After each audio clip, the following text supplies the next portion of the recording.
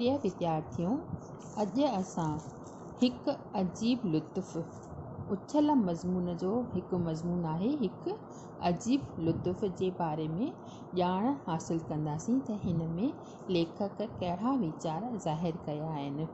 हूअं बि जेके उछल किताब जा पहिरियों मज़मून पाण करे चुका आहियूं, जिन जा सिराव हुआ, जिन जा उनवान माना जिन जा सिराव हुआ हिकु जीवत जो थंबो, जीवत जो राज़, जीवत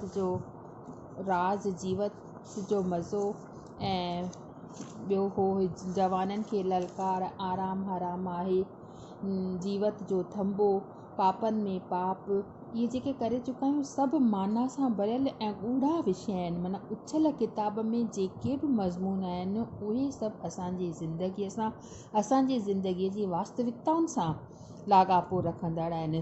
त अहिड़ो ई हिकु मज़मून अॼु पाण ॼाणंदासीं उन जे बारे में, हिकु अजीब लुत्फ़ माना मज़ो, अजीब माना हिकु लुत्फ़ कहिड़ो आहे उन जे बारे में असांखे अॼु लेखक छा थो ॿुधाए। लेखक ॿुधाए थो त कम या हाजब इंसान लाइ वॾी बरकत आहे माना तमामु घणी उन में बरकत अची वञे थी।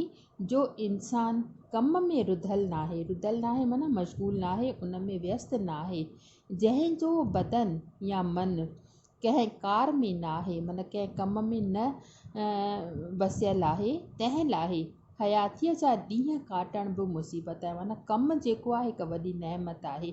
कमु आहे त इंसानु बुर कोन थींदो, उहो मतिलबु त कमु आहे अगरि त इंसानु जेको आहे उहो बोर कोन थींदो। ऐं काटण बि मुसीबत, हयातीअ जा ॾींहं काटण बि मुसीबत आहे। हू हिकु अहिड़ी जीव वांगुरु आहे जो निगरे मर्ज़ में मुब्तला थी बिस्तरे दाख़िल हुजे। माना चवण जो इहो आहे, जिन वटि कमु नाहे, जेको इंसानु कम खां वांधो थी वक़्तु गुज़ारे थो, उन लाइ नुगरे मर्ज़ में मुब्तला बिस्तरे दाख़िल थियण ऐं हरदम सर्द आहों भरे मौत लाइ वाझाईंदो अचे। उहो अहिड़ी तरह जीए थो जीअं को इंसानु हिकु नुगरे मर्त में, मतिलबु जंहिंजो को इलाज न हुजे मर्ज़ जो, हुन जी हयाती अहिड़ी रीति बणिजी पवे थी। ही जो ॾिसूं था त वॾा वॾा बीठल माण्हू, पैसे या जाइदाद वारा बि हिन या हुन कमेटीअ जे मेंबरीअ या हिन या हुन जलसे में शरीक थियण लाइ तड़फनि ऐं कीन जहिड़नि माण्हुनि जी, माना न जहिड़नि माण्हुनि जी कान था कढनि। सो न रुॻो मशहूरीअ लाइ माना प्रसिद्धीअ लाइ, पर वधीक मशगूली हथु करण लाइ, मतिलबु वधीक बिज़ी थियण जे लाइ, वधीक मशगूल थियण जे लाइ, पंहिंजो पाण खे रुभाइण लाइ कम में, जीअं उनखे हयाती जेका आहे सुंदर ॾिसण में अचे।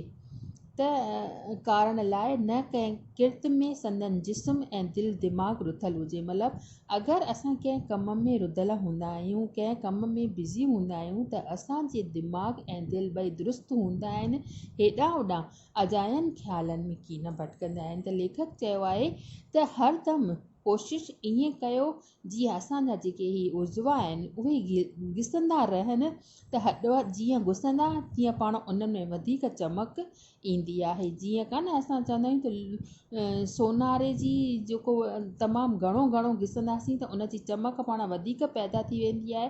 अहिड़ीअ तरह ही हॾ ऐं चम जो मास जो जेको शरीर आहे, उनखे जेतिरो घिसंदासीं उन में वधीक तंदुरुस्ती ईंदी, उन में वधीक सिहत ईंदी। त लेखक चवण जो मतिलबु इहो ई आहे त पंहिंजो पाण खे, जीवन खे ईअं हलायो त हर वक़्तु 24 कलाक पंहिंजो पाण खे बिज़ी रखो। त चए थो त कम खां सवाइ हुअण बि बुरा, मतिलबु अगरि जंहिं माण्हू वटि कमु नाहे, वांदो आहे, त उनजो वक़्तु वधी पवंदो आहे। इन्हीअ जहिड़ो आज़ार बि ॻोल्हियो न लभंदो, माना उन्हीअ जहिड़ो आज़ार माना दुख, त उनखे दुख ई दुख लॻंदो त मां वांदो छो आहियां। जिन खे मशगूली कान्हे, माना जेके व्यस्त न आहिनि, जिन वटि कमु न आहे, तिन खे लाचार दंगो फसाद करे बि पंहिंजी सुखी जिंदड़ी ईज़ाव में अड़ाइबि, ईज़ाव में माना दुखनि में अड़ाइबि का हाज ईजाद करण जी माना खोज करणी थी पवे। किर्त खां सवाइ जे माण्हू आहे त बि निसतो ऐं फ़ेफ़ो अगरि को कमु नथो करे त उहो माण्हूअ जो शरीर जेको आहे निसतो माना जंहिंमें जान न हुजे, फ़ेफ़ो माना मोटो माना ॾिसण में त हू मोटो लॻंदो, फ़ेफ़ो लॻंदो, पर उन में का बि जान कान हूंदी, का बि स्फूर्ती कोन हूंदी, उन में चुस्ती न हूंदी, बसि ईअं लॻंदो ॼण जीअरे मरियल जे समान, जीअरो लाश, चलंदड़ फिरंदड़ जीअरो लाश हुजे ॼण। पर कम या मश्गूलीअ खे बि हद आहे। घणो कमु बि माण्हूअ खे थकाए थो छॾे, पीड़े साह थो कढे। हर कंहिं इंसान खे विंदर खपे, आराम ऐं लुत्फ़ जो सामान खपे। वॾी खुदाई नेमत त निंड आहे। माना अगरि असां कमु करियूं था त कम जे एवज़ राति जो असां निंड बि कयूं था, त लेखक चए थो त कमु करणु जॾहिं असां शाम जो पंहिंजे घर अचूं था त असां थकल टुटल हुजूं त असांखे परमात्मा उन जे एवज़ निंड बख़्शी आहे। खुदाई नेमत त निंड आहे, जाई इंसान खे तरो ताज़ो थी रखे। थकल ऐं गठल उज़वनि खे जादूअ जे सांचे में ॻड़े सुडोल ऐं सुंदर, कारगर ऐं कीमियागार थी बणाए, तमामु सुठो बणाए छॾे थी, चुस्त बणाए थी। इन्हीअ निंड जहिड़ो टोल ऐं मिठो मेवो कोन्हे। जे हूंदो त मौत ई हूंदो, जंहिंजे द्वारा सृष्टिअ या सड़ियल बांसी हॾा वरी गुल फुल थी सूरत था वठनि। पर निंड बि त हिकु नंढड़ो मौत आहे, जंहिंजे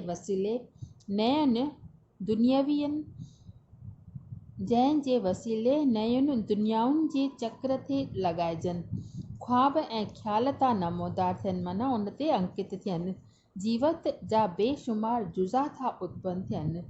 जे ख़्वाहिशूं ऐं मुरादूं, उमंग ऐं उछलूं हूअं ई ईअं आहिनि रहिजी वञनि, तिन खे निंड थी असां वटि रसाए, असांखे पसाए ऐं मज़ो माणे। मतिलबु कमुकारु करे जेॾीमहिल इंसानु थकिजे थो त ओॾीमहिल उनखे लॻे थो त मां आराम कयां, आराम करणु चाहे थो त ओॾीमहिल उनखे निंड अचे थी, ऐं निंड करण खां पोइ उहो वापसि चार्ज थी वञे थो ऐं उन में नयूं नयूं उमंगूं, जज़्बातूं ऐं भावनाऊं पैदा थियनि थियूं।